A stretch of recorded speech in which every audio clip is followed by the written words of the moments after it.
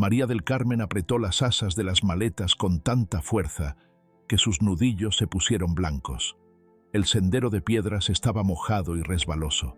Cada paso le dolía en las rodillas. Detrás de ella caminaban sus 3 hijos en silencio. Nadie se quejaba, nadie lloraba. Solo el viento del mar les golpeaba la cara con rabia. El faro se levantaba frente a ellos como una torre olvidada por Dios. Era blanco y gris, con manchas oscuras que parecían heridas viejas. Las ventanas estaban rotas. El óxido cubría la puerta de metal. María miró hacia arriba y sintió un vacío en el estómago. Este era su nuevo hogar. No había otro lugar. Lucía, su hija de 14 años, cargaba a Tomasito en la espalda. El niño de 6 años tenía los ojos cerrados y la cara enterrada en el hombro de su hermana. Javier, de 10, arrastraba una caja de cartón llena de ollas abolladas. El niño tropezó con una piedra, pero no dijo nada. Se levantó y siguió caminando. María empujó la puerta del faro. Chirriaba como si estuviera gritando. Adentro olía a moho, a sal podrida, a años de abandono. Las paredes estaban manchadas de verde y negro. En una esquina había un colchón viejo con resortes salidos. Una estufa oxidada descansaba contra la pared. Nada más. Ni mesa, ni sillas, ni luz. Lucía dejó a Tomasito en el suelo y miró a su madre. Sus ojos estaban llenos de lágrimas. «Mamá, aquí no se puede vivir». Su voz temblaba. María dejó las maletas en el piso de cemento frío y se sentó en el colchón. No respondió. No tenía palabras. Hacía 6 meses que Roberto había muerto. Su esposo salió al mar una mañana y no regresó.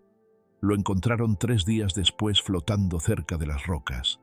Los doctores dijeron que fue el corazón, pero María nunca entendió cómo un hombre de 43 años, fuerte, sano, podía morirse así de repente. Después vinieron las deudas, facturas que ella no sabía que existían, préstamos firmados con su nombre. El dueño de la casa donde vivían les dio 2 semanas para irse. María buscó trabajo, limpió casas, lavó ropa ajena. No alcanzaba. Las vecinas la miraban con lástima en la plaza. Algunas cerraban la puerta cuando ella tocaba.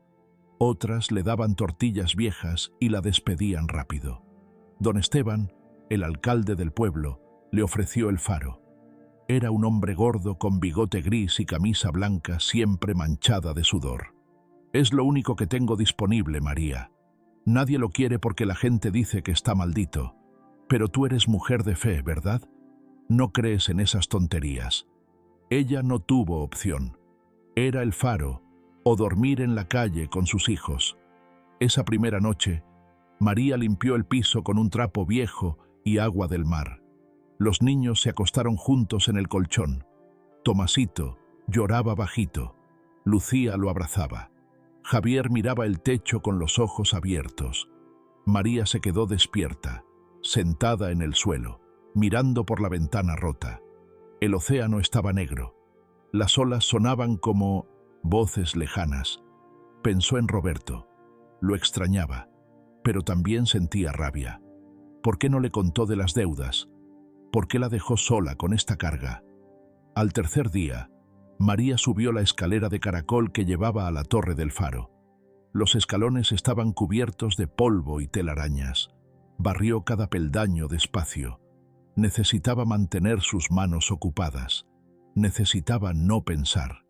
Cuando llegó al 10º escalón, notó algo raro. Una de las piedras de la pared estaba floja. La empujó con la mano y se movió.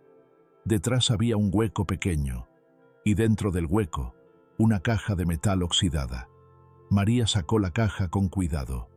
Pesaba poco. La abrió temblando. Adentro había un cuaderno viejo. Las páginas estaban amarillas y arrugadas. Reconoció la letra de inmediato. Era de Roberto. Su corazón empezó a latir rápido. Abrió la primera página y leyó: «Si alguien encuentra esto, que sepa la verdad. El faro no está maldito. Lo que pasa aquí es obra de hombres, no de fantasmas». María cerró el cuaderno. Sus manos temblaban. Sintió frío en la espalda. Miró hacia la ventana de la torre. Afuera, en la playa rocosa, vio dos luces moviéndose. Eran linternas. Dos hombres caminaban cerca del agua. Era pasada la medianoche. ¿Qué hacían ahí a esa hora? Uno de los hombres se detuvo y miró hacia el faro. La luz de su linterna subió despacio hasta la ventana donde estaba María. Ella se agachó rápido. Su respiración se aceleró. Esperó 1 minuto, 2. Luego volvió a mirar. Los hombres seguían ahí. Hablaban entre ellos. Uno señaló hacia el faro. El otro asintió. Luego desaparecieron detrás de las rocas. María bajó la escalera despacio, con el cuaderno apretado contra su pecho. Sus piernas temblaban. Guardó el cuaderno debajo del colchón donde dormían sus hijos. Se sentó en el suelo y cerró los ojos. «Dios mío», susurró. ¿Qué era lo que Roberto sabía? Afuera, el viento golpeaba las ventanas rotas. El mar rugía, y en algún lugar de la oscuridad, los dos hombres con linternas seguían caminando. María apretó el cuaderno contra su pecho y esperó en silencio. Desde la ventana rota veía las luces de las linternas moviéndose en la playa. Los hombres seguían ahí.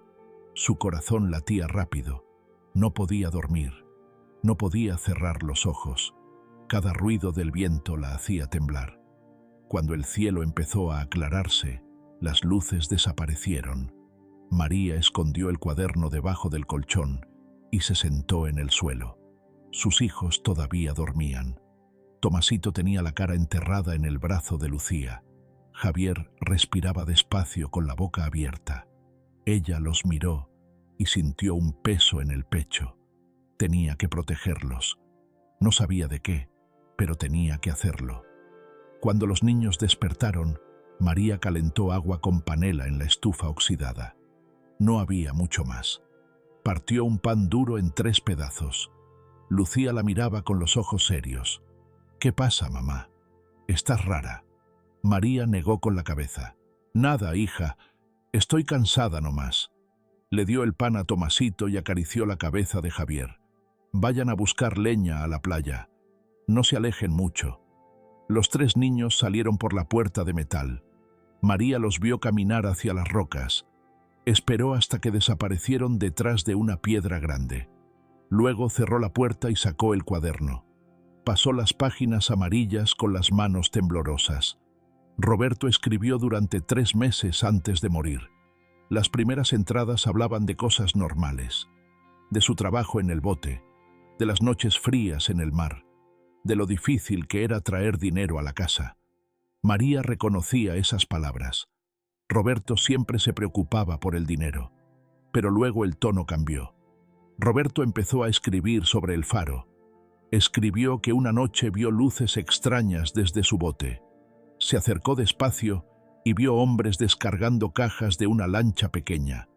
Las llevaban hacia las cuevas debajo del faro. Roberto volvió varias veces. Siempre lo mismo. Botes que llegaban sin ruido. Hombres con linternas. Cajas pesadas. María pasó otra página. Su respiración se cortó. Roberto escribió que descubrió quiénes eran esos hombres. Don Esteban, el alcalde, y Renato, el capitán del puerto. Usaban el faro para contrabando. Nadie sabía qué traían. Drogas, tal vez. O mercancía robada. Roberto no estaba seguro, pero vio suficiente para saber que era peligroso. La entrada más vieja estaba fechada 2 semanas antes de su muerte. María leyó despacio, con los ojos llenos de lágrimas. «Hoy me vieron. Renato me llamó aparte en el muelle. Me dijo que me olvidara de lo que vi. Me ofreció dinero. Le dije que no. Ahora tengo miedo.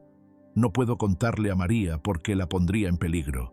Si algo me pasa, que alguien sepa que yo no me ahogué por accidente». María dejó caer el cuaderno. Su cuerpo temblaba. Roberto no murió del corazón. Lo mataron. Lo mataron porque sabía demasiado. Y ahora ella estaba viviendo en el mismo lugar donde todo había pasado. Alguien tocó la puerta. María escondió el cuaderno debajo del colchón rápido. Se limpió las lágrimas con la manga. Abrió la puerta. Era don Esteban. Sonreía, pero sus ojos estaban fríos. María, vine a ver cómo están. ¿Ya se acomodaron? Ella asintió sin mirarlo. Don Esteban entró sin esperar permiso. Caminó despacio por la habitación. Miraba todo.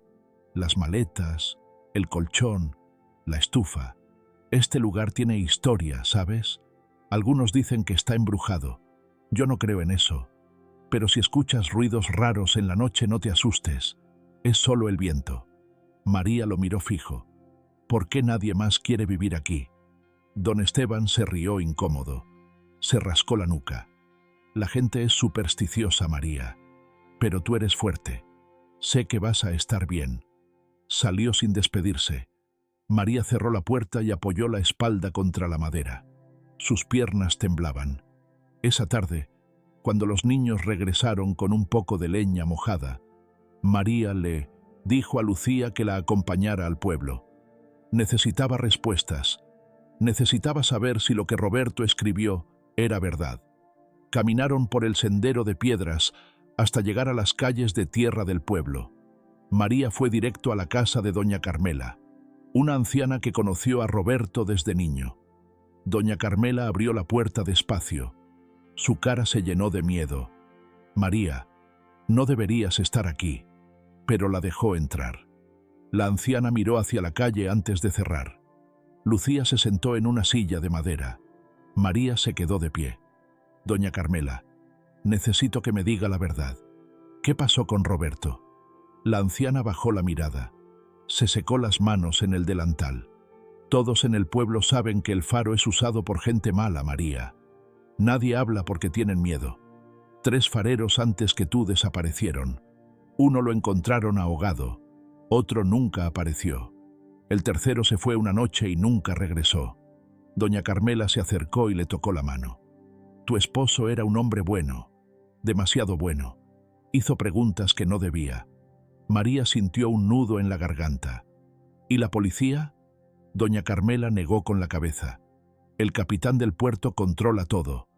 Tiene amigos en todas partes. Nadie se atreve a hablar. María salió de la casa con Lucía. Caminaron en silencio. El cielo estaba gris. Cuando llegaron al faro, ya había oscurecido. Los niños estaban sentados en el colchón. Javier tenía los ojos abiertos y asustados. Mamá, escuché pasos en la escalera de la torre. Alguien subió. María encendió una vela. Subió despacio por la escalera de caracol. Sus manos temblaban. Revisó cada peldaño. Llegó hasta arriba. No había nadie. Bajó con el corazón latiéndole rápido. Pero cuando entró a la habitación, vio algo que la paralizó. Huellas mojadas en el suelo de cemento. Huellas que no estaban antes. Alguien había entrado al faro mientras ella no estaba. María amarró la puerta con una cuerda vieja. Sus manos temblaban mientras hacía el nudo. No era mucho. No iba a detener a nadie de verdad. Pero era algo. Se sentó en el suelo con la espalda contra la pared. En su mano apretaba un cuchillo de cocina. No era grande. Estaba oxidado. Pero era lo único que tenía. Los niños dormían apretados en el colchón. Tomasito respiraba con la boca abierta. Javier tenía el brazo sobre su hermano pequeño. Lucía miraba el techo con los ojos abiertos. María sabía que su hija no estaba dormida, pero ninguna de las dos habló. María cerró los ojos y rezó en silencio. Dios mío, protege a mis hijos. Dame fuerza para entender qué hacer. No sé qué está pasando, pero no puedo dejarlos solos. Sus labios se movían sin hacer ruido. Afuera, el mar sonaba furioso. El viento golpeaba las ventanas rotas. María no durmió en toda la noche. Cuando el cielo empezó a aclararse, tomó una decisión. Tenía que saber qué había en esas cuevas. Roberto escribió sobre ellas. Los hombres con linternas venían del mar. Tenía que ver con sus propios ojos. Le dijo a Lucía que cuidara a sus hermanos. No abras la puerta a nadie. Si alguien toca, no contestes. Quédate callada hasta que yo regrese. Lucía asintió con miedo. ¿A dónde vas, mamá? María le tocó la cara. No me tardo. Cuida a tus hermanos. Salió por la puerta trasera del faro. Caminó por las rocas mojadas hacia el mar. El viento le pegaba en la cara. Las piedras estaban cubiertas de algas verdes y resbalosas. Casi se cae 2 veces. Siguió bajando hasta que vio una entrada pequeña entre las rocas. Estaba medio escondida por una roca grande. Era una cueva. María entró agachada. El techo era bajo y goteaba agua salada. Olía a humedad y a algo más, algo que no era natural, algo químico. Caminó despacio con una mano en la pared. Sus pies chapoteaban en los charcos. La cueva se hacía más grande. Llegó a un espacio abierto donde podía pararse derecha. Allí estaban, cajas de madera apiladas contra la pared de roca. Estaban cubiertas con lonas verdes. María levantó una lona con cuidado. Adentro había paquetes envueltos en plástico negro. Muchos paquetes. No sabía qué era, pero sabía que era ilegal. Sabía que por esto habían matado a Roberto. Escuchó voces. Se escondió rápido detrás de las cajas. Su corazón latía tan fuerte que pensó que la iban a escuchar. 2 hombres entraron con linternas. Uno era joven. Tenía tatuajes en los brazos y una gorra negra. El otro era mayor. Tenía barba gris y caminaba despacio. El joven habló primero. Renato dice que la viuda no va a durar mucho aquí. Se va a asustar y se va a ir sola. El mayor se rió. Era una risa fría. Y si no, la ayudamos a irse, como hicimos con su esposo. María contuvo la respiración. Sus manos temblaban. Quería gritar. Quería salir corriendo, pero no se movió. Los hombres revisaron las cajas. Movieron algunas de un lado a otro. Hablaron de una entrega para el viernes. Luego se fueron. María esperó. Contó hasta 100. Luego salió despacio de su escondite. Subió por la cueva lo más rápido que pudo. Cuando llegó al faro, estaba temblando de pies a cabeza. Lucía corrió hacia ella. «Mamá, ¿qué pasa? Estás mojada». María la abrazó fuerte. «Nada, mi amor. Todo va a estar bien». Pero esa noche, algo cambió dentro de María. Ya no tenía solo miedo, tenía claridad. Estos hombres mataron a Roberto. Usaban el faro para su negocio sucio. Querían que ella se fuera para seguir operando en paz. Si huía, nunca habría justicia para Roberto. Si se quedaba callada, viviría con miedo el resto de su vida. Pero si hablaba, ¿quién la iba a escuchar? Y si le hacían daño a sus hijos. Pensó en Roberto, en el cuaderno escondido debajo del colchón, en las últimas palabras que él escribió. Él intentó hacer lo correcto. Murió por eso. María sintió algo duro en su pecho, algo que no sentía desde hacía años. Coraje. Al día siguiente caminó al pueblo otra vez. Esta vez no fue con doña Carmela. Fue directamente a la iglesia. El padre Ignacio era un hombre mayor y delgado. Usaba lentes gruesos. María se sentó frente a él y le contó todo. El cuaderno, las cuevas, las amenazas, la muerte de Roberto. El padre la escuchó en silencio con las manos juntas. Cuando terminó, él suspiró. «María, esto es muy peligroso. Yo no tengo poder contra esos hombres». María lo miró fijo. «Pero usted tiene voz, padre. La gente lo escucha». El padre negó con la cabeza. «Si hablo, me silencian. Así funciona aquí». María sintió la frustración quemar en su garganta. «Entonces, ¿qué hago? ¿Me quedo callada? ¿Dejo que maten a mi esposo y no pase nada?» El padre Ignacio puso una mano en su hombro. «No te estoy diciendo que te calles. Te estoy diciendo que necesitas ayuda de afuera. Alguien que no tenga miedo de don Esteban ni del capitán Renato». María entendió. Necesitaba ir más allá del pueblo. Necesitaba encontrar a alguien con autoridad real. Alguien que no estuviera comprado. Pero eso significaba dejar a sus hijos solos. Viajar a la ciudad. Arriesgarse. Regresó al faro con la cabeza llena de preguntas. Esa noche, mientras los niños dormían, sacó el cuaderno de Roberto otra vez. Lo abrió en la última página. Algo brilló bajo la luz de la vela. Había algo que no había visto antes, escrito con lápiz casi borrado. Un nombre: Ingeniero Tomás Paredes, Ciudad Capital. Él me creyó. María arrancó la página con cuidado. La guardó en su bolsillo. No sabía quién era ese hombre, pero era su única pista. Miró a sus hijos dormidos. Se arrodilló junto al colchón. Besó la frente de cada uno. «Perdónenme si algo sale mal», susurró, «pero tengo que intentarlo». Afuera, las olas seguían golpeando las rocas, y en la oscuridad, las luces de las linternas volvieron a encenderse en la playa. María esperó 2 días antes de moverse. Necesitaba dinero para el pasaje y para dejar comida a los niños. No tenía nada de valor, solo su anillo de bodas. Era una banda simple de plata con una pequeña piedra blanca. Roberto se lo puso en el dedo hace 15 años. Ella nunca se lo quitó, hasta ahora. Caminó al pueblo y tocó la puerta de una vecina que compraba joyas usadas. La mujer miró el anillo con desprecio. «Te doy $20». María sintió el pecho apretado. El anillo valía más, pero no tenía tiempo para negociar. «Está bien». La mujer le dio los billetes arrugados y cerró la puerta sin decir gracias. María regresó al faro con el dinero en el bolsillo. Le explicó a Lucía que tenía que viajar a la ciudad por un día, tal vez 2. Lucía empezó a llorar. «No nos dejes, mamá. Tengo miedo». María la abrazó fuerte. Le tocó la cara con las 2 manos. «Lucía, tú eres valiente. Eres mi hija mayor. Cuida a tus hermanos. No abran la puerta a nadie. Si pasa algo, van con doña Carmela. ¿Entendido?».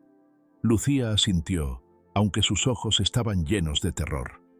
María empacó un suéter viejo y el cuaderno de Roberto en una bolsa de tela. Besó la frente de cada uno de sus hijos. Tomasito lloraba sin entender. Javier la abrazó fuerte. «Vuelve pronto, mamá». Ella asintió. «Lo prometo». Tomó el autobús a las 5 de la mañana. El cielo todavía estaba oscuro. El autobús olía a diésel y a sudor. Los asientos estaban rotos. María se sentó junto a la ventana. El viaje duraba 4 horas por una carretera llena de baches. El autobús subía y bajaba por montañas. El paisaje cambiaba de costa a montaña, de pueblo a ciudad. María miraba por la ventana pero no veía nada. Pensaba en Roberto, en el faro, en los hombres de la cueva. Rezaba en silencio. «Dios, guía mis pasos, protege a mis hijos». Llegó a la capital al mediodía. Nunca había estado en una ciudad tan grande. Los edificios eran altos como torres. Las calles estaban llenas de carros y gente corriendo. Todo sonaba fuerte. Bocinas, voces, motores. María se sintió pequeña, perdida. Entró a una tienda y le preguntó a una mujer cómo llegar a la oficina de ingenieros civiles. La mujer le dio indicaciones rápido sin mirarla a los ojos. María caminó durante casi 1 hora. Se perdió 2 veces. Por fin encontró el edificio. Era una torre de vidrio con guardias en la entrada. Entró con miedo. El guardia la miró de arriba a abajo. Ella llevaba ropa vieja, sucia del viaje. El guardia tenía uniforme azul y cara de aburrido. «¿A quién busca?». María tragó saliva. «Al ingeniero Tomás Paredes». El guardia revisó una lista en su escritorio. «No está. Viene mañana». María sintió que el suelo se abría bajo sus pies. No tenía dinero para quedarse 2 días. No tenía dónde dormir. «Por favor, es urgente. Necesito hablar con él». El guardia se encogió de hombros. «Vuelva mañana, señora». María salió del edificio. Caminó hasta la esquina y se sentó en la acera. Las lágrimas empezaron a caer. No podía controlarlas. El sol estaba fuerte. Tenía hambre, pero no quería gastar dinero en comida. Necesitaba guardar algo para el pasaje de regreso. Pasaron 2 horas. María caminó sin rumbo por calles que no conocía. Todo le parecía extraño, grande, frío, hasta que vio una iglesia pequeña entre edificios comerciales. Entró. Estaba vacía y fresca. Se sentó en una banca de madera y lloró. Dios, ayúdame. No sé qué hacer. Dejé a mis hijos solos. Gasté lo único que tenía. Y ahora estoy aquí sin nada. Una voz suave la interrumpió. ¿Estás bien, hija? María levantó la mirada. Era una monja joven con hábito blanco. Tenía ojos amables. María le contó todo entre sollozos. El faro, Roberto, el cuaderno, los niños, el ingeniero que no estaba. La monja la escuchó con paciencia. Puso una mano en su hombro. Tenemos un albergue aquí en la iglesia. Puedes quedarte esta noche sin costo, y mañana vuelves a buscar a ese ingeniero. María aceptó con gratitud. Dios la bendiga, hermana. Esa noche durmió en un cuarto compartido con otras mujeres. Había 6 camas de metal. Las paredes estaban pintadas de blanco. María extrañaba a sus hijos. Rezó por ellos antes de dormir. Se preguntó si hizo bien en dejarlos solos. A la mañana siguiente volvió al edificio de vidrio. Esta vez el guardia le dijo que el ingeniero Tomás Paredes estaba en su oficina. Piso 6. María subió en el elevador con las piernas temblando. Tocó la puerta. Una voz dijo que pasara. El ingeniero era un hombre de unos 50 años, alto, con canas en las sienes y lentes de marco grueso. Vestía camisa blanca y pantalón oscuro. ¿En qué la puedo ayudar? María sacó el cuaderno de Roberto con manos temblorosas. Mi esposo escribió su nombre. Usted lo conoció. El ingeniero tomó el cuaderno. Lo abrió. Leyó algunas páginas. Su expresión cambió. Se puso serio. Sí, lo conocí. Roberto vino aquí hace 4 meses. Me habló del contrabando en el faro. Yo le dije que necesitaba pruebas, evidencia física. Él me prometió conseguirla, pero después dejó de responder mis llamadas. María sintió un nudo en la garganta. Porque lo mataron. El ingeniero cerró el cuaderno despacio. ¿Tienes pruebas de eso? María negó. Solo este cuaderno y las cajas en las cuevas. El ingeniero se quedó pensando. Miró por la ventana. Si lo que dices es verdad, esto es más grande de lo que pensé. Don Esteban y el capitán Renato tienen conexiones. No va a ser fácil. María lo miró fijo. No busco que sea fácil. Busco que sea justo. El ingeniero la miró con respeto. Asintió despacio. Está bien. Voy a hacer algunas llamadas. Conozco a un fiscal que no está comprado. Pero necesito que tú me lleves al faro. Necesito ver las cuevas con mis propios ojos. María asintió. Sintió miedo, pero también algo más. Esperanza. Por primera vez en meses, alguien le creía. Alguien estaba dispuesto a ayudar. El ingeniero tomó su teléfono y marcó un número. María escuchó cómo hablaba en voz baja con alguien. Mencionó el nombre de Renato, de don Esteban, de contrabando. Cuando colgó, la miró serio. Nos vemos en el faro pasado mañana al amanecer. No le digas a nadie que hablaste conmigo, ¿entiendes? María asintió. El ingeniero abrió un cajón y sacó algunos billetes. Toma, para el pasaje de regreso y para tus hijos.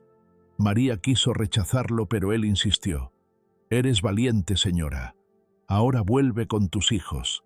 María salió del edificio con el dinero en la mano y lágrimas en los ojos.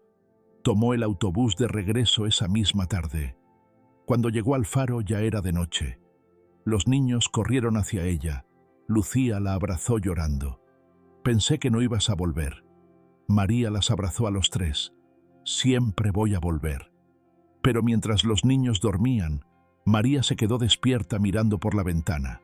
En 2 días vendría el ingeniero. Y cuando viniera, todo iba a cambiar. Afuera, en la playa, las luces de las linternas volvieron a encenderse. María subió al carro con las manos apretadas en su regazo. El ingeniero Tomás manejaba en silencio. La carretera estaba oscura. Solo se veían las luces de otros carros pasando rápido en dirección contraria. María miraba por la ventana, pero no veía nada. Solo pensaba en sus hijos, en si estaban bien, en si habían comido, en si alguien había tocado la puerta. Llegaron al pueblo cuando el cielo ya estaba completamente negro. El ingeniero siguió por el camino de piedras hasta el faro. María bajó del carro antes de que se detuviera completamente. Corrió hacia la puerta de metal. La empujó. Lucía, Javier, Tomasito. Su voz temblaba. Lucía estaba sentada en el colchón con sus hermanos abrazados a ella. Tenía la cara pálida, ojeras oscuras bajo los ojos. Los tres niños levantaron la mirada cuando María entró. Tomasito corrió hacia ella llorando. María lo levantó y lo apretó contra su pecho. «Mamá, pensé que no ibas a volver». Lucía se levantó despacio. Sus piernas temblaban. «Mamá, vinieron hombres. Tocaron la puerta. Querían entrar. Gritaron tu nombre. No abrimos, no dijimos nada». María abrazó a Lucía con un brazo mientras sostenía a Tomasito con el otro. Javier se aferró a su cintura. «Hiciste bien, mi amor. Hiciste muy bien». Sintió las lágrimas bajar por su cara. Lágrimas de alivio, de culpa, de miedo. El ingeniero Tomás entró con cuidado. Miró alrededor. Las paredes con manchas verdes de moho. El colchón viejo con resortes salidos. La estufa oxidada. Los niños con ropa raída y sucia. Su rostro mostró algo que María no había visto antes en nadie. Indignación. Nadie debería vivir así. María no respondió. Solo soltó a sus hijos y caminó hacia la estufa. Calentó agua con lo poco que quedaba de panela. Le dio un vaso al ingeniero. Él lo aceptó en silencio. A la mañana siguiente, María le dijo a Lucía que cuidara a sus hermanos otra vez. «No salgan. No abran la puerta». Lucía asintió con los ojos cansados. María salió con el ingeniero Tomás. Caminaron por las rocas mojadas hacia la parte trasera del faro. El viento soplaba fuerte. Las olas golpeaban las piedras con rabia. María señaló la entrada de la cueva. Tomás sacó una cámara pequeña de su mochila. También llevaba una libreta. Entraron agachados. El techo goteaba agua salada. El olor químico seguía ahí. Fuerte. Llegaron al espacio grande. Las cajas seguían apiladas contra la pared. Tomás empezó a tomar fotos. De las cajas, de los paquetes envueltos en plástico negro, de las marcas en las paredes. Escribió notas rápido en su libreta. «Esto es suficiente. Voy a enviar esto al fiscal hoy mismo». Cuando salieron de la cueva, dos hombres los esperaban. María sintió que el corazón se le paraba. Uno era el joven con tatuajes que había visto antes. El otro era nuevo, más grande, con una cicatriz que le cruzaba la cara desde la frente hasta el mentón. El hombre grande dio un paso adelante. «¿Quién es usted?». Miraba a Tomás con ojos fríos. El ingeniero no retrocedió. «Soy ingeniero civil. Estoy inspeccionando esta zona por un proyecto del gobierno». Su voz era calmada, firme. El hombre con la cicatriz se rió. Era una risa sin humor. «No hay ningún proyecto aquí. Y usted está metiendo la nariz donde no debe». Se acercó más. María dio un paso atrás, pero Tomás no se movió. «Ya envié fotos a las autoridades. Si nos pasa algo, van a saber exactamente dónde buscar». Tomás lo dijo con tanta seguridad que María casi le creyó, pero sabía que era mentira. Él todavía llevaba la cámara en la mano. Los hombres se miraron entre ellos. El joven con tatuajes habló. «El capitán Renato va a querer hablar con usted». Tomás asintió. «Dígale que lo espero». Los hombres se fueron caminando despacio, mirando hacia atrás cada pocos pasos. Cuando desaparecieron detrás de las rocas, María dejó salir el aire que estaba conteniendo. «¿De verdad enviaste las fotos?». Tomás negó con la cabeza. «No, pero necesitaba tiempo». Esa tarde, mientras María preparaba tortillas con frijoles para los niños, escuchó el ruido de un motor. Se asomó por la ventana. Era una camioneta negra. Un hombre bajó. Era alto, moreno, con bigote espeso y una camisa de flores. Caminaba con las manos en los bolsillos, como si fuera dueño del lugar. Tomás salió a recibirlo. María se quedó en la puerta con los niños detrás de ella. El hombre habló con voz tranquila. pero sus ojos eran duros. «Ingeniero, parece que hay un malentendido. Este faro es propiedad privada. No puede andar husmeando sin permiso». Tomás lo enfrentó. «El faro es propiedad del Estado, capitán Renato, y usar instalaciones públicas para contrabando es un delito federal». El capitán Renato sonrió, pero era una sonrisa fría, como hielo. «Cuidado con lo que dice, ingeniero. Puede meterse en problemas que no busca». María sintió algo subir por su pecho, algo caliente, rabia. Salió de la puerta y se paró junto a Tomás. «Ustedes mataron a mi esposo, y no voy a dejar que se salgan con la suya». Su voz temblaba, pero habló claro. Renato la miró como si fuera basura en la calle. «Tu esposo se ahogó, mujer. Fue un accidente. No inventes historias porque estás triste». Se acercó a ella, tan cerca que María podía oler su aliento a tabaco y café. «Si sabes lo que te conviene, te largas de aquí con tus hijos, olvidas todo lo que viste y sigues con tu vida». María no retrocedió. Levantó la mirada y lo miró directo a los ojos. «No me voy a ir». Renato apretó la mandíbula. Se quedó mirándola durante varios segundos. Luego se volteó y caminó hacia su camioneta. Subió sin decir nada más.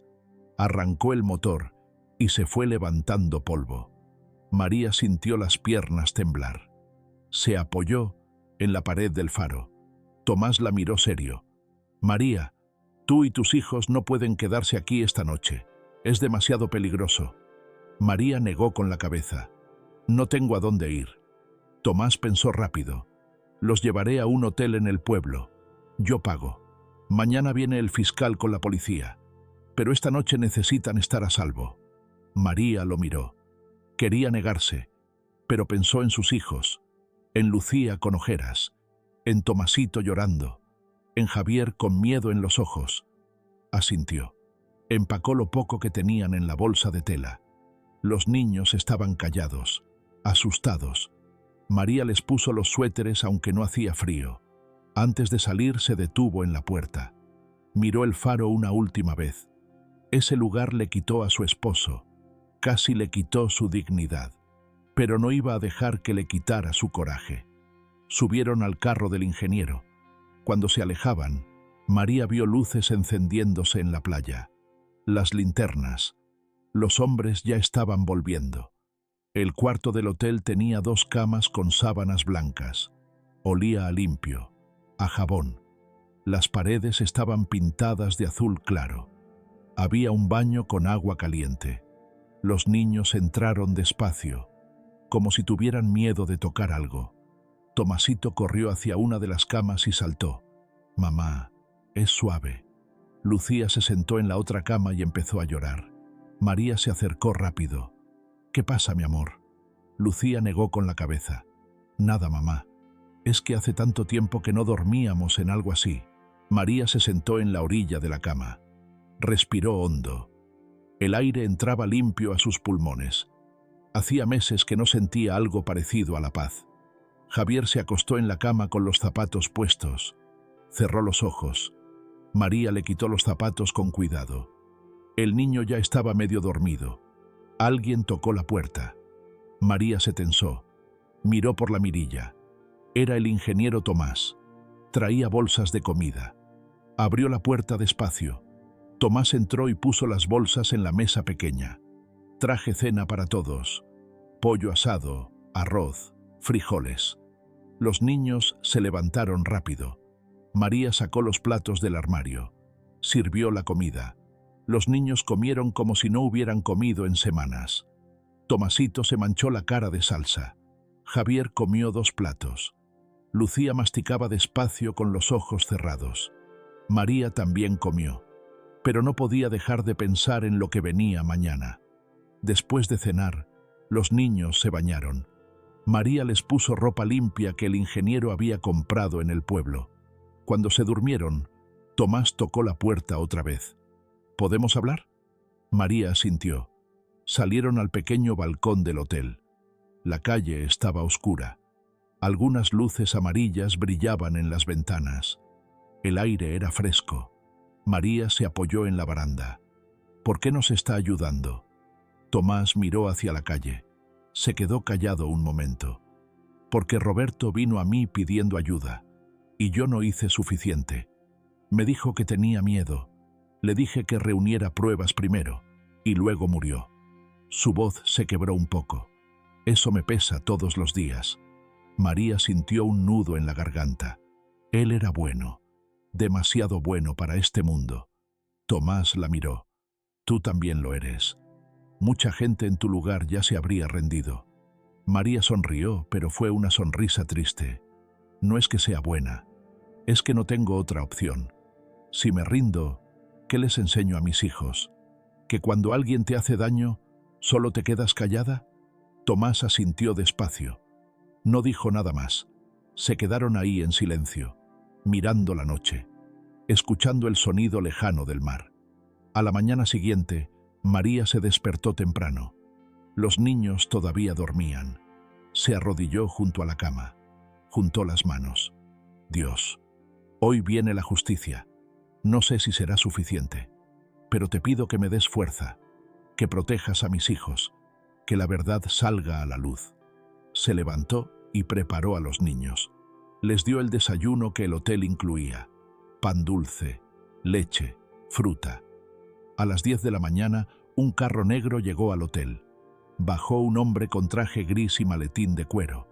Era mayor, tal vez 60 años. Tenía el pelo blanco y lentes pequeños. Caminaba serio. El ingeniero Tomás salió a recibirlo. Doctor Salazar, gracias por venir. El fiscal asintió. Muéstreme lo que tiene. Entraron a una sala del hotel. María los siguió. Tomás puso las fotos sobre la mesa. El fiscal las revisó una por una. Tomás también le entregó su libreta con las notas. María sacó el cuaderno de Roberto de su bolsa. Lo puso sobre la mesa con las manos temblorosas. Esto lo escribió mi esposo, antes de morir. El fiscal abrió el cuaderno. Leyó en silencio. Pasó varias páginas. Su cara no mostraba emoción, pero sus ojos se movían rápido. Cuando terminó, cerró el cuaderno despacio. Esto es sólido, pero necesitamos hacer un operativo oficial, con policía estatal, no local. Miró a María. Si el capitán del puerto está involucrado, la policía del pueblo también lo está. Tomó su teléfono. Hizo 3 llamadas. Habló con autoridades de la capital. Dio órdenes claras. Necesito 3 patrullas, agentes estatales. Hoy, al mediodía. Colgó y miró a María. Vamos a terminar con esto. Las patrullas llegaron a las 12. 3 carros blancos con sirenas azules y rojas. 6 agentes con chalecos antibalas y armas en el cinturón. Los vecinos salieron a las puertas de sus casas. Miraban con los ojos abiertos. Nadie entendía qué estaba pasando. María caminó con el fiscal y los agentes hacia el faro. Tomás iba a su lado. Lucía se quedó en el hotel con sus hermanos.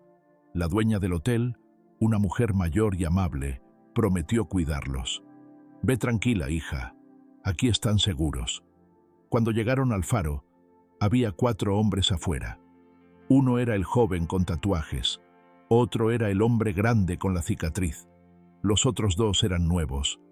Cuando vieron las patrullas, 2 de ellos corrieron hacia las rocas. Los agentes los persiguieron. Los alcanzaron en segundos. Los tiraron al suelo. Les pusieron esposas. El fiscal entró a las cuevas con 2 agentes. María y Tomás esperaron afuera. Pasaron 10 minutos. El fiscal salió con una de las cajas. La abrió frente a todos. Adentro había paquetes de plástico negro. Cortó uno con un cuchillo. Polvo blanco. Cocaína. Arresten a todos los que estén aquí. Esto es suficiente para 20 años de cárcel. María sintió las piernas temblar, pero se mantuvo de pie. El fiscal la miró. ¿Quién más está involucrado? María habló claro. El capitán Renato y don Esteban, el alcalde.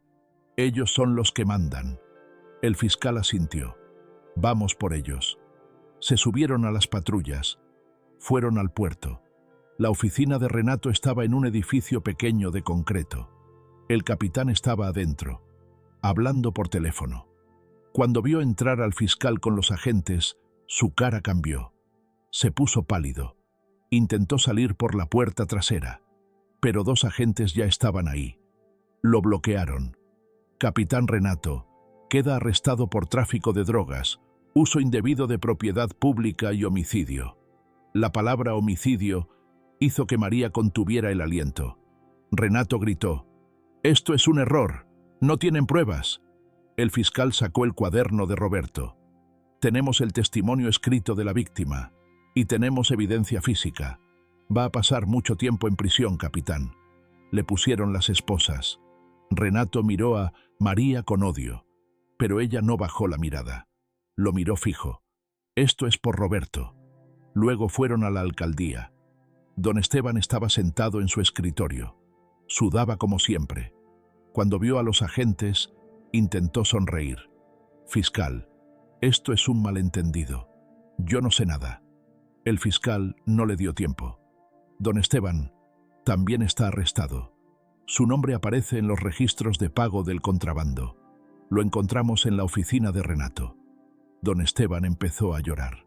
«Por favor, tengo familia». El fiscal no respondió. Los agentes lo esposaron. Los 2 hombres fueron sacados a la calle. Todo el pueblo estaba ahí, mirando. Algunos gritaban insultos, otros lloraban de alivio. Doña Carmela se acercó a María. La abrazó fuerte. «Gracias, hija. Alguien tenía que tener el valor». María no sintió triunfo, solo cansancio, pero también algo más, una paz pequeña, frágil, que empezaba a crecer en su pecho. Miró hacia el cielo. «Roberto», susurró, «descansa en paz». El fiscal se acercó a ella. «Señora María, esto no termina aquí. Va a haber un juicio. Van a necesitar su testimonio». María asintió. «Estaré ahí». El fiscal le dio la mano. «Es una mujer valiente». María caminó de regreso al hotel. El sol empezaba a bajar. Las sombras se hacían largas en la calle. Cuando abrió la puerta del cuarto, sus 3 hijos corrieron hacia ella. Los abrazó fuerte, y por primera vez en meses sintió que tal vez todo iba a estar bien. El juicio tardó 3 meses en comenzar. Durante ese tiempo, María y sus hijos se quedaron en una casa pequeña que el gobierno les asignó en el pueblo. Tenía 2 cuartos, una cocina con estufa que funcionaba, un baño con agua limpia. No era mucho, pero era más de lo que habían tenido en meses. Los niños volvieron a la escuela. Lucía llevaba cuadernos nuevos que el ingeniero Tomás les compró. Javier hizo amigos. Tomasito dejó de llorar en las noches. María los veía jugar en el patio y sentía algo que había olvidado: esperanza. Pero las noches eran difíciles. María no podía dormir. Pensaba en el juicio, en lo que tendría que decir, en enfrentarse otra vez a Renato. El fiscal le había explicado que ella era la testigo principal, que su testimonio era clave. Eso la asustaba. El día del juicio llegó en un martes gris. María se puso su única ropa buena, un vestido azul que doña Carmela le prestó. Se peinó el cabello hacia atrás. Se miró en el espejo. Tenía ojeras, arrugas nuevas en la frente, pero sus ojos estaban decididos. El ingeniero Tomás pasó por ella. La llevó al juzgado en su carro. Era un edificio grande de concreto. Había periodistas afuera con cámaras, policías en las puertas. María sintió las piernas temblar. Tomás le puso una mano en el hombro. «Vas a estar bien. Solo di la verdad». La sala del juzgado estaba llena. Había un juez con túnica negra sentado en una plataforma alta, abogados con trajes, periodistas con libretas y familias de otros fareros que habían desaparecido. María no sabía que había tantos. Renato estaba sentado en una mesa con sus abogados. Llevaba traje pero tenía esposas en las manos. Cuando María entró, la miró con odio. Ella no bajó la mirada. El fiscal la llamó al estrado. María caminó despacio. Subió los escalones. Puso la mano sobre la Biblia. Juró decir la verdad. Se sentó. El fiscal le hizo preguntas. ¿Cómo encontró el cuaderno de su esposo? María respiró hondo. Su voz temblaba al principio. Estaba escondido en la escalera del faro, detrás de una piedra suelta. ¿Qué hacía en el cuaderno? María sintió las lágrimas subir. Las contuvo. Roberto escribió sobre lo que vio, sobre el contrabando, sobre los hombres que llegaban en la noche, sobre cómo le ofrecieron dinero para quedarse callado, y cómo tuvo miedo cuando dijeron que no. El fiscal presentó el cuaderno como evidencia. Lo pasó al juez. Luego leyó en voz alta algunos fragmentos. Su voz llenó la sala. Hoy me vieron. Renato me llamó aparte. Me ofreció dinero. Le dije que no. Ahora tengo miedo.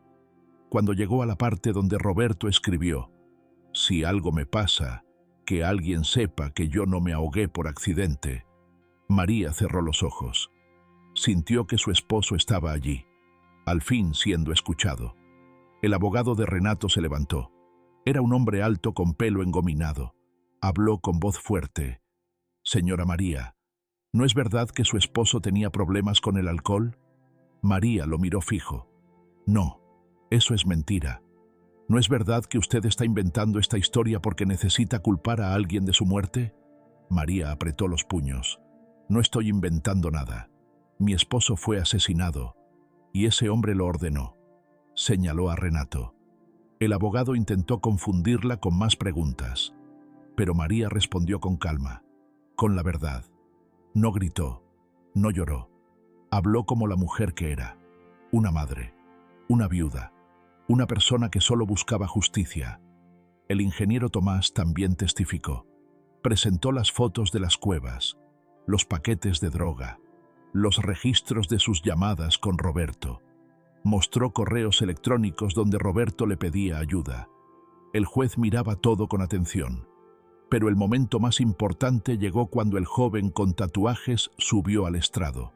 Había decidido cooperar con el fiscal a cambio de una sentencia reducida. Habló con voz baja. Yo trabajaba para el capitán Renato. Él me ordenó que vigilara al pescador Roberto. Dijo que estaba haciendo preguntas peligrosas. El fiscal preguntó, ¿qué pasó la noche que Roberto murió? El joven bajó la mirada. Renato nos dijo que lo lleváramos al mar, que lo calláramos para siempre. Lo sacamos en su propio bote, lo golpeamos y lo tiramos al agua. María escuchó esto y no pudo más. Las lágrimas cayeron, no solo de tristeza, también de rabia, de todo el dolor acumulado. Los periodistas tomaron fotos, las cámaras grabaron. Al día siguiente los titulares dijeron, viuda valiente desenmascara red de contrabando que asesinó a su esposo. El juez tardó 2 semanas en dar el veredicto. María esperó en la casa pequeña. Los días pasaban lentos. No comía bien, no dormía bien. Solo rezaba. Dios, que se haga justicia, por Roberto, por mis hijos, por todas las familias que sufrieron. El día del veredicto, la sala estaba llena otra vez. El juez entró. Todos se pusieron de pie. María sentía el corazón latir tan fuerte que pensó que todos lo escuchaban. El juez habló con voz seria. El capitán Renato es declarado culpable de tráfico de drogas, homicidio y corrupción. Es condenado a 25 años de prisión. La sala estalló en murmullos. Algunas personas lloraron de alivio. Don Esteban es declarado culpable como cómplice. Es condenado a 15 años de prisión. Los otros 5 hombres también recibieron condenas. El juez ordenó que el Estado compensara a las familias de los fareros desaparecidos. María salió del juzgado rodeada de periodistas. Le ponían micrófonos en la cara. Le hacían preguntas. ¿Cómo se siente? ¿Qué les diría a otras mujeres en su situación? María se detuvo. Miró a las cámaras. Hice lo que cualquier madre haría. Busqué justicia para mi esposo y un futuro seguro para mis hijos. No se queden calladas cuando saben que algo está mal. Esa noche, María volvió a la casa pequeña. Sus hijos la esperaban en la puerta. Lucía había preparado cena, arroz con huevo frito. Lo puso en la mesa con orgullo. Comieron juntos en silencio, pero era un silencio diferente, tranquilo, en paz. Después de cenar, María los abrazó a los 3. Los apretó fuerte contra su pecho. Ya pasó. Ya podemos vivir en paz. Tomasito levantó la mirada, sus ojos grandes y serios.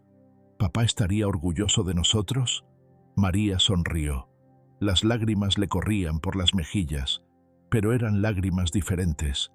Sí, mi amor. Estaría muy orgulloso de todos nosotros. Lucía abrazó a su madre. Javier también. Los cuatro se quedaron así, abrazados, en la casa pequeña que ahora era su hogar. Afuera, el viento soplaba suave, y por primera vez en mucho tiempo, María sintió que podía respirar. Un mes después del juicio, María recibió una carta oficial. Venía en un sobre blanco con el sello del gobierno. Sus manos temblaron cuando la abrió. La carta decía que la invitaban a una reunión en la capital. No entendía por qué. Llamó al ingeniero Tomás. Él le dijo que la acompañaría. Viajaron en autobús a la ciudad. María llevaba el mismo vestido azul que usó en el juicio. Tomás llevaba camisa blanca y pantalón oscuro. Llegaron a un edificio alto de vidrio. El letrero decía, Ministerio de Obras Públicas. Subieron al piso 8 en elevador. María miraba sus zapatos viejos contra el piso brillante. Se sintió pequeña.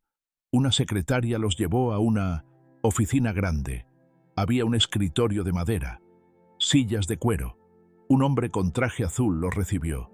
Tenía el pelo gris y lentes sin marco. Señora María, gracias por venir. Soy el director de Patrimonio Histórico. Le dio la mano. María la aceptó con timidez. Se sentaron. El director abrió una carpeta. Señora María, el faro donde usted vivió es una instalación histórica. Queremos restaurarlo y convertirlo en un centro comunitario y museo. Un lugar donde se cuente la verdad de lo que pasó allí, donde las familias de los fareros desaparecidos puedan tener un espacio de memoria. María escuchaba sin entender completamente. El director continuó. Pero necesitamos a alguien que lo administre, alguien que conozca su historia. Pensamos en usted. María sintió que el corazón le latía rápido. ¿Yo? Su voz salió apenas como un susurro. El director asintió. Le pagaríamos un salario justo. Tendría vivienda incluida, pero en una casa nueva que construiremos cerca del faro, no en el faro mismo. Y sus hijos tendrían acceso a becas educativas completas. María se quedó en silencio. ¿Volver al faro? El lugar donde había sufrido tanto, donde encontró la verdad sobre Roberto, donde casi perdió todo. Las imágenes volvieron a su mente, las paredes como las noches de miedo, las linternas en la playa, el cuaderno escondido. Miró al ingeniero Tomás. Él asintió levemente.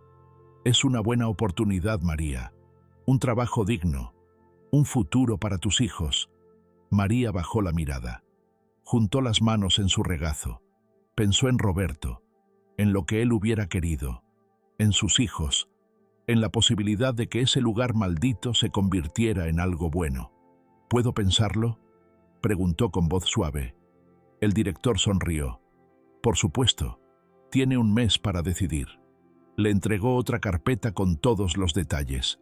Salieron de la oficina. María caminó por la calle con la carpeta apretada contra su pecho. No habló durante todo el viaje de regreso. Esa noche, después de que los niños se durmieron, María salió de la casa. Caminó sola por la playa cerca del pueblo. El mar estaba tranquilo. Las olas eran suaves. Brillaba la luna sobre el agua. Hacía frío, pero ella no lo sentía. Pensó en todo lo que había pasado, en la pobreza, en la humillación, en el miedo que casi la destruye, pero también pensó en la fuerza que encontró, en las personas que la ayudaron, en doña Carmela, en el padre Ignacio, en el ingeniero Tomás, en la justicia que al final llegó. Se arrodilló en la arena, juntó las manos. Dios, dame una señal. ¿Qué debo hacer? ¿Vuelvo al lugar donde perdí tanto o busco otro camino? El viento sopló suave en su cara. Las olas seguían su ritmo constante. No hubo señales dramáticas. No hubo luces en el cielo, solo la paz del mar y la certeza creciendo en su corazón. Regresó a casa 1 hora después. Se sentó en la sala oscura. Pensó hasta que el cielo empezó a aclararse. A las 7 de la mañana despertó a sus hijos. Los sentó en la mesa de la cocina. Les sirvió pan con café con leche. Respiró hondo. Tengo que contarles algo. El gobierno quiere que administre el faro, que lo convirtamos en un museo. Viviríamos cerca de allí. Sería un trabajo bueno, con salario, con casa nueva. Pero necesito saber cómo se sienten ustedes. Los 3 niños se miraron entre ellos. Lucía habló primero. Tenía los ojos serios. Mamá, ese lugar nos dio miedo, pero también fue donde descubriste la verdad, donde empezamos a ser fuertes. Su voz no temblaba, sonaba mayor. Javier asintió. Si tú crees que es bueno, yo estoy contigo, mamá. Tomasito solo preguntó una cosa. ¿Vamos a tener camas de verdad? María sonrió. Las lágrimas le corrieron por las mejillas, pero eran lágrimas buenas. Sí, mi amor, camas de verdad y un futuro de verdad. 2 días después, María tomó el autobús otra vez a la capital. Fue sola esta vez. Entró a la oficina del director. Él la recibió con una sonrisa. ¿Ya tomó su decisión, señora María? Ella asintió. Puso la carpeta sobre el escritorio. Acepto. Voy a administrar el faro. El director sacó un contrato. María lo leyó despacio. Cada línea, cada palabra. Cuando terminó, tomó la pluma. Firmó con mano firme. Su nombre completo. María del Carmen Flores, viuda de Méndez. Salió del edificio con el contrato en su bolsa. El sol brillaba fuerte. Las calles estaban llenas de gente. Pero María caminaba ligera. Por primera vez en mucho tiempo, sentía que el futuro no daba miedo. Se detuvo en una iglesia pequeña que encontró en el camino. Entró. Se arrodilló. Gracias, Dios, por la fuerza, por la justicia, por esta nueva oportunidad. Cuando salió, vio un cartel en la pared de la iglesia. Decía: la fe no quita el dolor, te da fuerza para atravesarlo. María sonrió. Siguió caminando hacia la estación de autobuses. Tenía mucho que hacer, una casa nueva que esperar, un faro que ayudar a restaurar, y 3 hijos que seguían necesitando su amor. Los trabajos de restauración comenzaron en marzo. Llegaron camiones con materiales, escaleras, tablas, latas de pintura. El gobierno contrató a obreros con cascos amarillos, pintores con overoles manchados, ingenieros con planos. El ingeniero Tomás supervisaba todo el proyecto. Llegaba temprano cada mañana. Se quedaba hasta tarde. María participaba activamente. No se quedaba sentada mirando. Ayudaba a limpiar las ventanas, a pintar las paredes, a organizar los materiales. Los obreros al principio no sabían qué pensar, pero pronto la respetaron. Ella trabajaba tan duro como cualquiera de ellos. Los vecinos del pueblo se sorprendieron. Algunos la criticaban en voz baja. María los escuchaba cuando pasaba por la plaza. ¿Cómo va a volver allí después de todo lo que pasó? Yo no podría. Ese lugar está marcado. Pero otros la admiraban. Doña Carmela defendía a María cada vez que alguien hablaba mal. Es muy valiente. Ustedes solo critican, pero ella actúa. Durante la restauración, encontraron más cosas ocultas en el faro. En un armario viejo del segundo piso había registros de fareros anteriores, cuadernos con entradas diarias, fechas, nombres, historias. También encontraron herramientas antiguas cubiertas de óxido y cartas escritas hace décadas por hombres que vivieron allí con sus familias. María leyó algunas de esas cartas. Eran de esposas que escribían a sus esposos, de hijos que extrañaban a sus padres, de fareros que escribían sobre el mar, la soledad, la esperanza. Lloró al leer una carta de una mujer llamada Elena de 1968. Mi esposo desapareció hace 3 meses. Nadie me dice nada. Nadie me ayuda.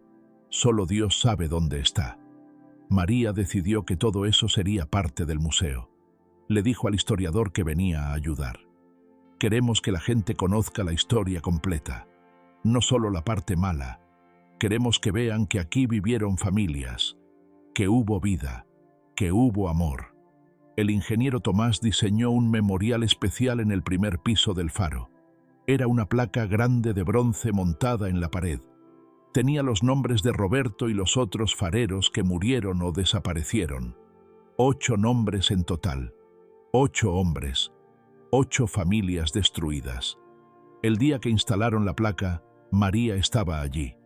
Vio cómo la colgaban con cuidado. Vio el nombre de su esposo grabado en letras claras.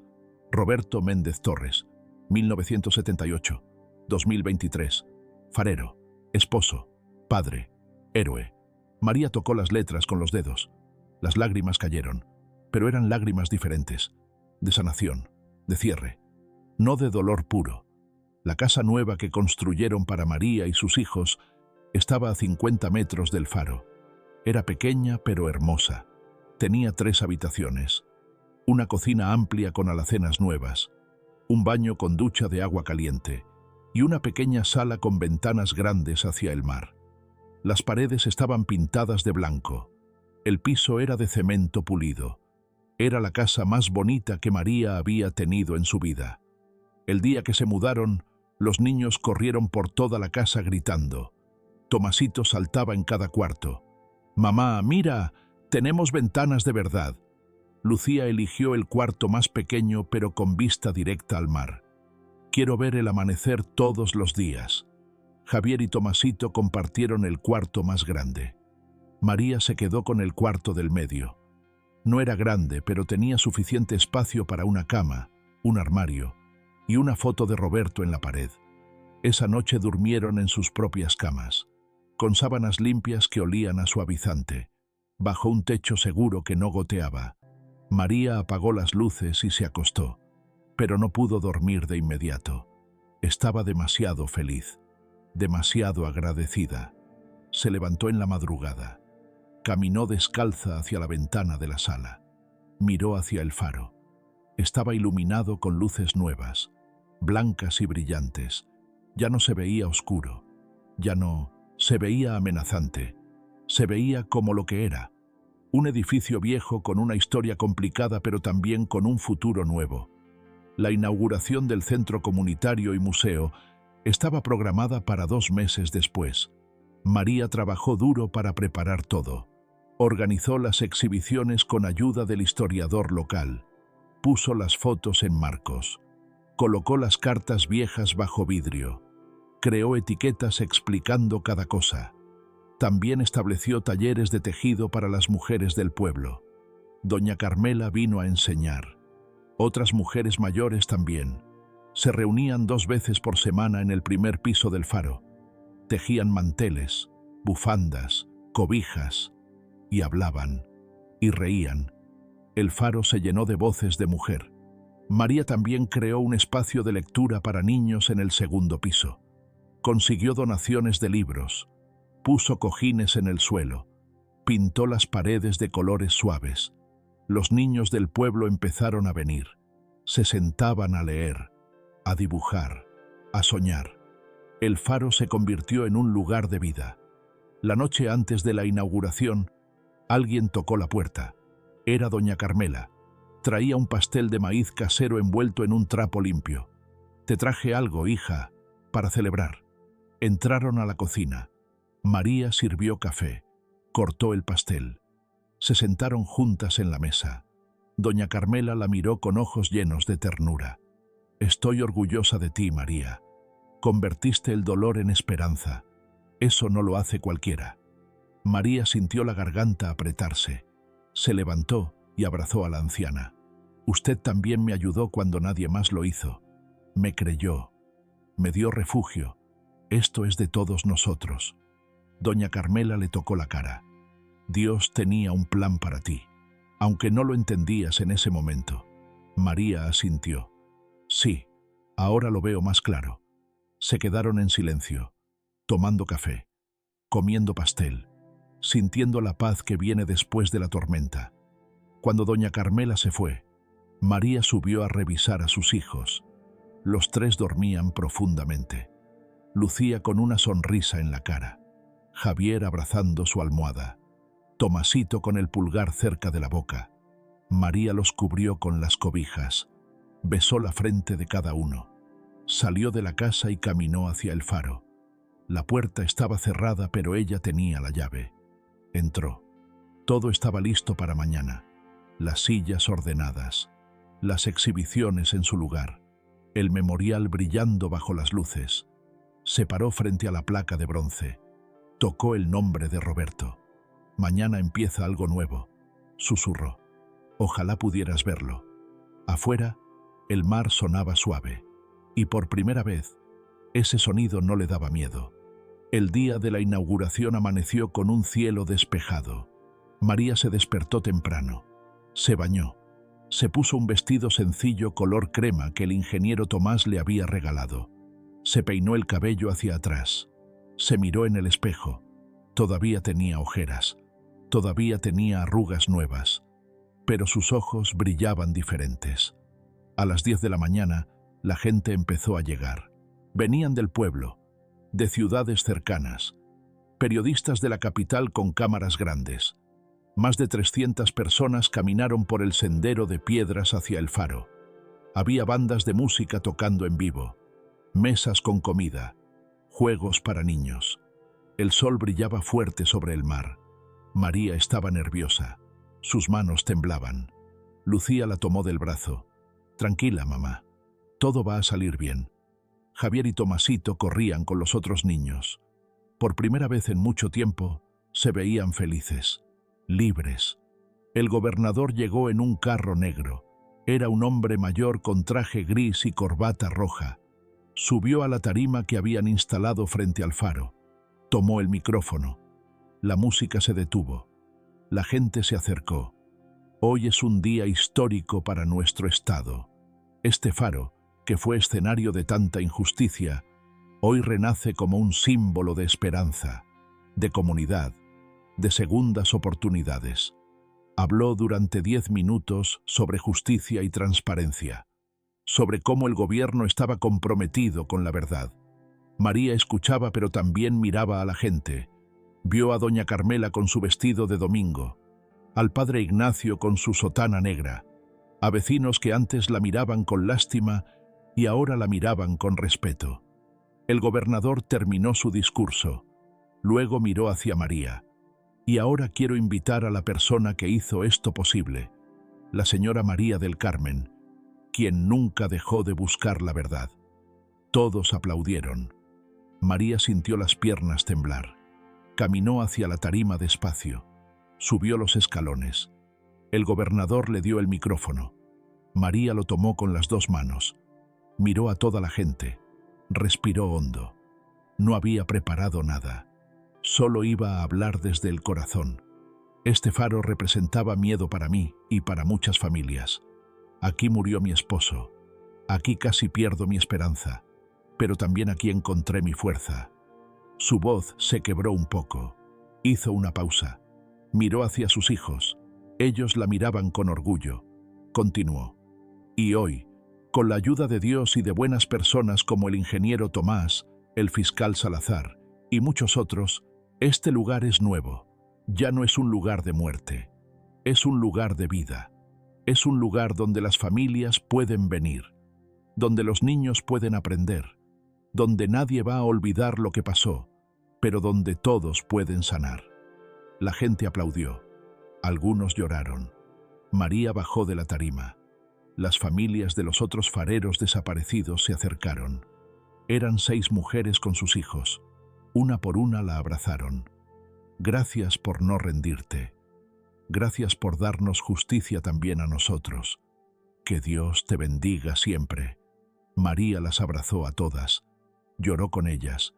Sintió que el peso de meses se aligeraba un poco. No desaparecía. Nunca desaparecería completamente, pero se volvía más llevadero. En medio de la celebración, mientras la banda tocaba y los niños corrían, María vio a alguien que no esperaba. Una mujer mayor y delgada con vestido oscuro caminaba hacia ella. Era doña Lidia, la esposa de don Esteban. Tenía el rostro marcado por la vergüenza, los ojos hinchados.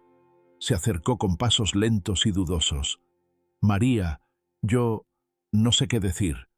Su voz temblaba. «Mi esposo hizo cosas terribles. Yo no sabía nada. Te lo juro. Pero igual siento que debo pedirte perdón». Se cubrió la cara con las manos. Empezó a llorar. María sintió muchas emociones al mismo tiempo. Rabia, tristeza, pero también compasión. Miró a la mujer que temblaba frente a ella. Pensó en Roberto, en lo que él hubiera querido. Respiró hondo. «Doña Lidia, usted no tiene la culpa de lo que hizo su esposo. Cada uno responde por sus propios actos». Doña Lidia lloró más fuerte. María extendió los brazos y la abrazó. No fue fácil. No fue algo que quería hacer, pero lo hizo porque entendió algo importante. El perdón no era para la otra persona, era para ella misma, para poder seguir adelante sin cargar rencor, sin que el odio le comiera el corazón. Doña Lidia susurró entre sollozos: «Dios te bendiga, María. Eres mejor persona que yo». María no respondió. Solo la abrazó un momento más y luego la soltó. La celebración continuó hasta que el sol empezó a bajar. La gente se fue poco a poco, los niños cansados, las familias satisfechas, los periodistas con sus historias. El ingeniero Tomás se despidió. «Hiciste un gran trabajo, María. Roberto estaría orgulloso». María le dio la mano. «Gracias por todo, ingeniero, por creerme, por ayudarme». Cuando todos se fueron, María le dijo a sus hijos que volvieran a la casa. «Voy a cerrar el faro y ya los alcanzo». Ellos se fueron caminando. Lucía miraba hacia atrás de vez en cuando para asegurarse de que su madre estaba bien. María entró al faro restaurado. Caminó despacio por el museo. Vio las fotos de Roberto colgadas en la pared. Su cara sonriente en el bote. Su cara seria trabajando. Leyó las cartas de los viejos fareros. Tocó los nombres en la placa de bronce. Subió la escalera de caracol. Sus pasos resonaban en el silencio. Llegó hasta la torre donde antes había encontrado el cuaderno. Ahora ese espacio era un mirador limpio, con ventanas reparadas, con vista completa al océano. Se paró allí. Miró el océano oscuro. Las luces del faro empezaron a girar despacio. Iluminaban el agua, iluminaban las rocas, iluminaban el camino para los barcos que pasaban lejos. María habló en voz baja, como si Roberto pudiera escucharla desde algún lugar. «Lo logramos, amor. Hicimos justicia. Tus hijos están bien. Tienen un techo. Tienen futuro. Y tu nombre está limpio. Todo el mundo sabe que eras un hombre bueno. Descansa en paz». El viento sopló suave por la ventana. María cerró los ojos. Sintió algo que no había sentido en mucho tiempo. Completa paz interior. No había más miedo. No había más preguntas sin respuesta. Solo quedaba la vida. Y la vida seguía. Y ella estaba lista para vivirla. Bajó la escalera despacio. Apagó las luces del museo. Cerró la puerta con llave. Caminó hacia su casa. Sus hijos la esperaban en la ventana. Cuando la vieron llegar, abrieron la puerta corriendo. La abrazaron los tres al mismo tiempo. Y María supo que había tomado la decisión correcta, que todo el dolor había valido la pena. Porque al final, la verdad siempre gana. Y el amor siempre queda. Un año después de la inauguración, el faro se había convertido en un centro importante de la región. Cada semana llegaban autobuses amarillos con niños de las escuelas. Venían a aprender sobre la historia marítima, sobre justicia, sobre lo que pasa cuando la gente buena no se queda callada. Las mujeres del pueblo hacían sus talleres de tejido allí 2 veces por semana. Los niños usaban la biblioteca en las tardes. Los turistas visitaban el museo y tomaban fotos del memorial. María administraba todo con dedicación. Se levantaba temprano, abría el faro a las 8, Revisaba que todo estuviera en orden. Contrató a 2 ayudantes, una joven maestra llamada Patricia para los talleres educativos y un hombre mayor llamado Don Luis para el mantenimiento. El lugar siempre estaba limpio, organizado, lleno de vida.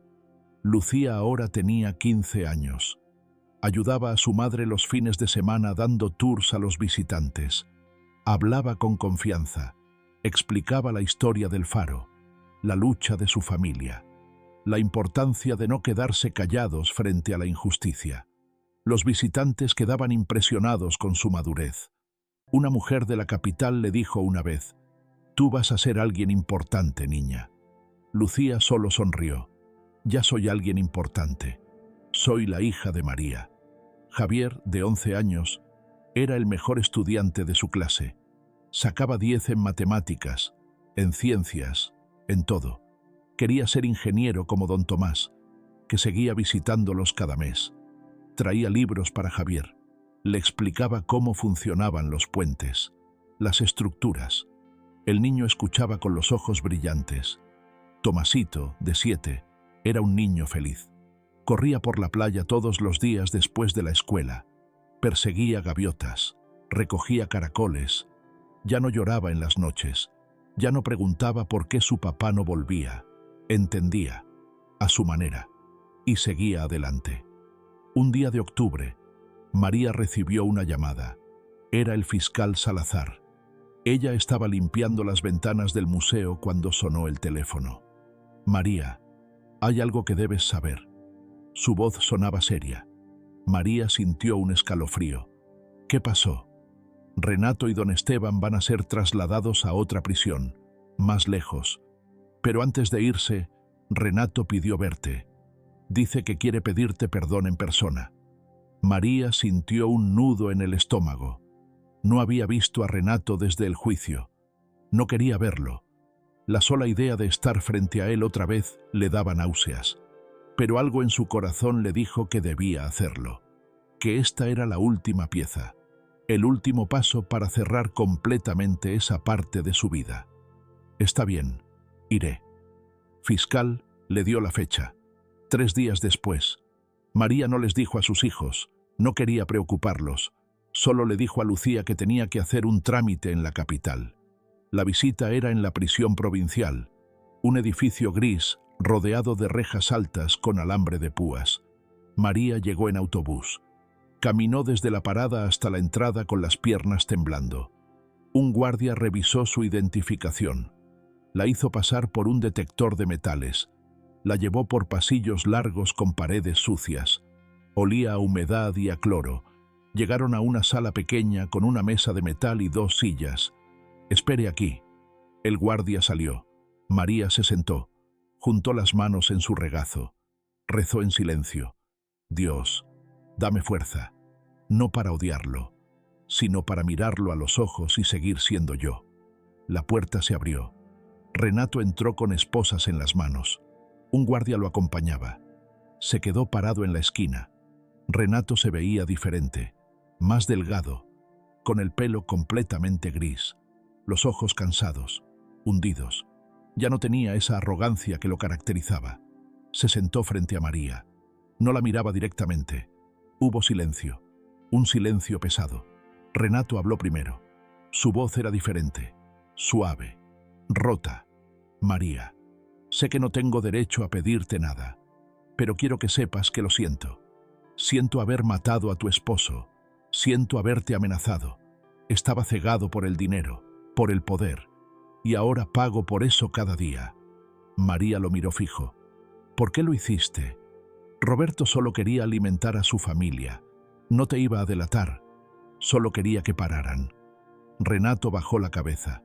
Se cubrió la cara con las manos esposadas. «Porque tenía miedo de perder el control. Porque soy un cobarde. No tengo excusa, María. No la tuve entonces. No la tengo ahora». María respiró hondo. Sintió muchas emociones. Rabia, tristeza, pero también algo más. Compasión. No por lo que él hizo, sino por lo que se convirtió. Un hombre vacío. Un hombre destruido por sus propias decisiones. «Yo te perdono, Renato». Las palabras salieron antes de que pudiera pensarlas. Renato levantó la mirada. Sus ojos estaban húmedos. ¿Qué? María continuó. Te perdono. No porque lo merezcas, sino porque yo necesito vivir sin odio. Mis hijos necesitan ver que el perdón es posible. Pero eso no significa que olvido. Y no significa que no debas pagar por lo que hiciste. Renato asintió despacio. Las lágrimas le corrían por las mejillas. Gracias, María. Eres mejor persona que yo jamás fui, que yo jamás podré ser. María se levantó. La silla hizo ruido contra el piso. No dijo nada más. No volteó atrás. Salió de la sala. Caminó por los pasillos. Salió del edificio. Cuando estuvo afuera, bajo el sol, sintió como si un peso enorme se levantara de sus hombros. Respiró profundo. Llamó al ingeniero Tomás desde un teléfono público. Ya está. Ya cerré esa parte. Tomás no preguntó detalles. Solo dijo: estoy orgulloso de ti, María. Esa noche, después de que los niños se durmieron, María sacó un diario nuevo que había empezado a llevar. Escribió con letra clara: hoy perdoné al hombre que mató a Roberto. No fue fácil, no fue rápido, pero fue necesario. Dios me dio pruebas difíciles, pero también me dio la fuerza para superarlas. Y ahora vivo con gratitud. Por mis hijos, por mi trabajo, por las personas buenas que me ayudaron. El dolor no desaparece, pero ya no me controla. Cerró el diario, apagó la luz, se acostó en su cama y por primera vez en mucho tiempo durmió toda la noche sin pesadillas. Afuera, las luces del faro seguían girando, iluminando el camino, guiando a los barcos, y María supo que ella también era una luz, para sus hijos, para su comunidad, para cualquiera que necesitara ver que después de la oscuridad siempre llega el amanecer. 5 años después de que María llegara al faro con sus maletas rotas y sus hijos asustados, todo había cambiado. El centro comunitario era uno de los lugares más visitados de la costa. Llegaban turistas, escuelas y familias. El lugar había ganado premios nacionales por su impacto social. María era reconocida como símbolo de valentía y justicia, pero seguía siendo la misma mujer humilde que limpiaba los pisos del museo cada mañana. Lucía tenía 19 años y estudiaba Derecho en la universidad. Quería ser fiscal como el doctor Salazar, ahora su mentor. Hablaban cada semana. Él la aconsejaba y le enviaba libros. Lucía tenía una beca completa del gobierno por ser hija de Roberto, reconocido como héroe civil. Javier, de 15 años, estaba en secundaria. En su tiempo libre construía maquetas de edificios, puentes de palitos y torres de cartón. El ingeniero Tomás le había prometido un internado en su firma al terminar la escuela. «Vas a ser un gran ingeniero», le decía. Tomasito, de 11 años, era el niño más feliz del pueblo. Todos lo conocían. Saludaba a cada persona por su nombre. Ayudaba a su madre en el faro después de clases y enseñaba a los niños visitantes cómo funcionaban las luces, cómo giraban, cómo iluminaban el mar. María, ahora de 47 años, tenía algunas canas y arrugas alrededor de los ojos, pero su rostro mostraba paz. Ya no era la mujer rota que había llegado con el corazón destrozado. Era fuerte, respetada y querida por su comunidad. Un día de noviembre recibió una llamada del Ministerio de Cultura. El gobierno había creado un programa llamado Red de Centros de Justicia y Memoria. Querían replicar el modelo del faro en otros lugares del país, marcados por injusticias, masacres y desaparecidos. Le pidieron a María que fuera la directora nacional. María se sintió abrumada. «No terminé la secundaria», dijo con la voz temblorosa. El ministro respondió con firmeza: «La mejor educación es la experiencia. Usted conoce el dolor y la transformación. Eso no se aprende en una universidad». Lo pensó 3 días. Habló con sus hijos, con el ingeniero Tomás y con doña Carmela. Todos dijeron lo mismo: «Hazlo, eres la indicada». Aceptó. Comenzó a viajar por todo el país. Visitó comunidades remotas, pueblos olvidados y ciudades costeras. En cada lugar escuchó historias de pérdida y violencia. Y en cada uno ayudó a crear espacios de memoria y justicia. Museos pequeños, placas, centros comunitarios. Compartía su historia y veía esperanza nacer en otras mujeres. En una comunidad minera conoció a Rosa, una viuda cuyo esposo había sido asesinado por mineros ilegales. Vivía con sus 4 hijos en una choza improvisada. María reconoció en sus ojos el miedo y la desesperación que ella misma había vivido. La abrazó. «No estás sola. Vamos a ayudarte». Usó su influencia para conseguir apoyo legal. Llamó al fiscal Salazar. El caso se reabrió. Los asesinos fueron capturados. Rosa obtuvo justicia y una casa digna para sus hijos. María sintió que el legado de Roberto seguía vivo, multiplicándose. Un periodista la contactó para un documental. Quería contar su historia completa, desde el faro maldito hasta la red nacional. María aceptó. La filmaron durante meses. Una pregunta quedó grabada en su memoria. ¿Qué es lo que más te enorgullece de todo lo que has logrado? María no dudó. Mis hijos, que crecieron sin odio, que creen en la justicia, que saben que se puede ser pobre, pero nunca débil. El documental se llamó La luz del faro, una historia de justicia. Se transmitió en televisión nacional. Millones lo vieron. El país entero lloró. Las redes se llenaron de mensajes de gratitud y admiración. El día del estreno, María lo vio en casa con sus hijos. Al terminar, hubo silencio. Lucía habló primero. «Mamá, estoy orgullosa de ser tu hija». Javier la abrazó. Tomasito preguntó con lágrimas en los ojos. «¿Papá nos ve desde el cielo?» «Sí, mi amor. Y está muy orgulloso», respondió María. Esa noche caminó sola al faro. Subió despacio la escalera. Cada escalón era una memoria. Llegó a la torre. Miró las estrellas sobre el océano y sintió la brisa del mar. Pensó en el camino recorrido. Se arrodilló. «Gracias, Dios, por la fuerza cuando no la tenía. Gracias por mis hijos. Gracias por convertir nuestra tragedia en esperanza». Las luces giraban, iluminando el agua y el camino. Ya no era un lugar de terror. Era un faro real, guiando a otros en la oscuridad.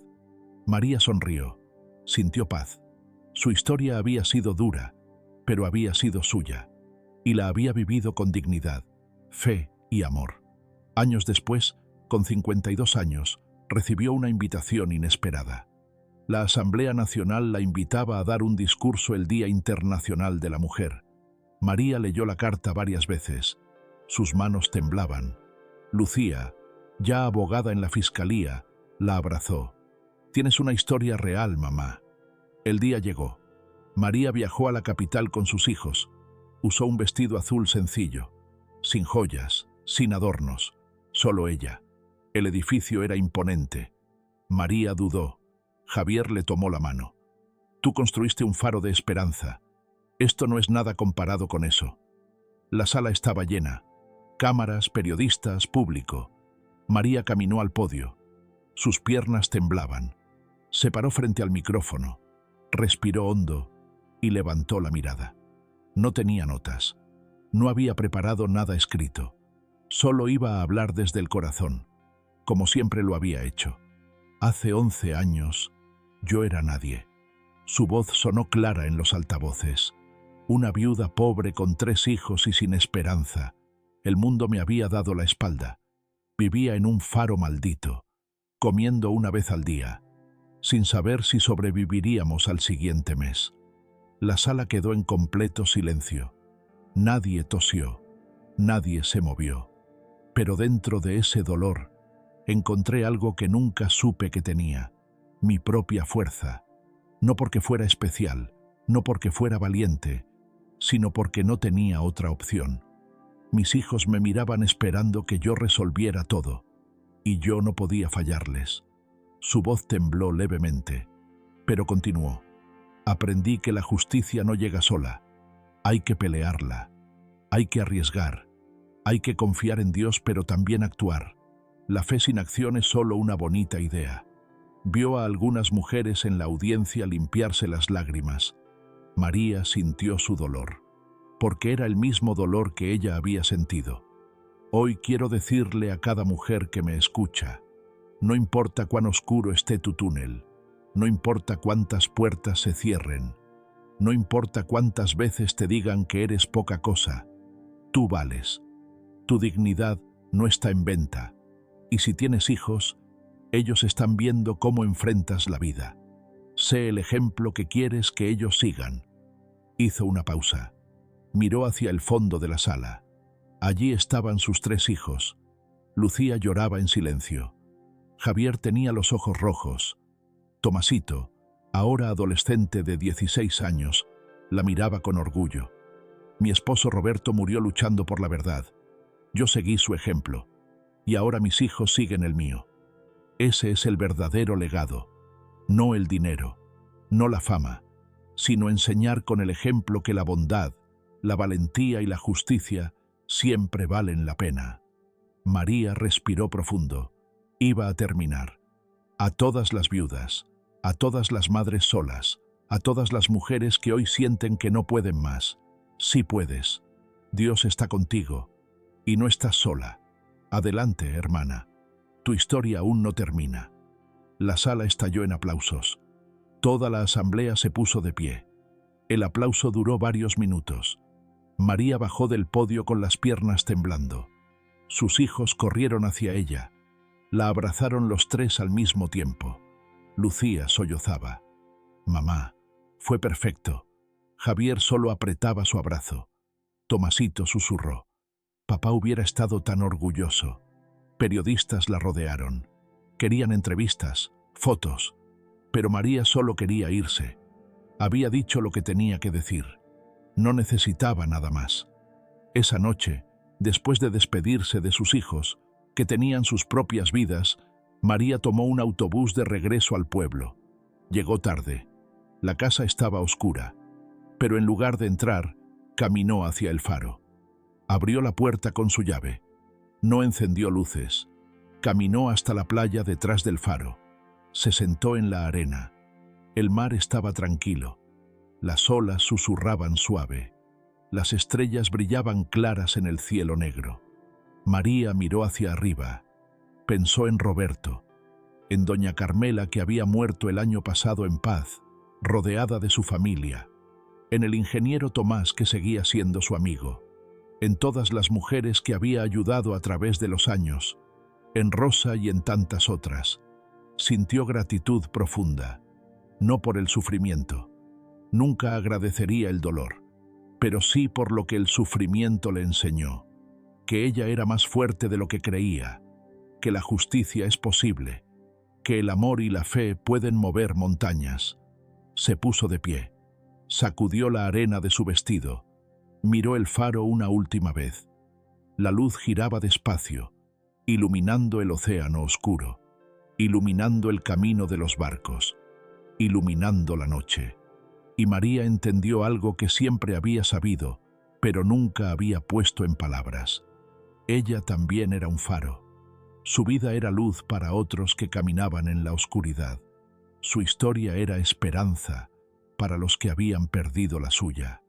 Sonrió, respiró hondo el aire salado y caminó de regreso a su casa, donde mañana despertaría temprano, donde abriría el centro comunitario, donde seguiría siendo luz. Su historia personal había terminado hace años, el día que consiguió justicia, el día que perdonó, el día que eligió la paz.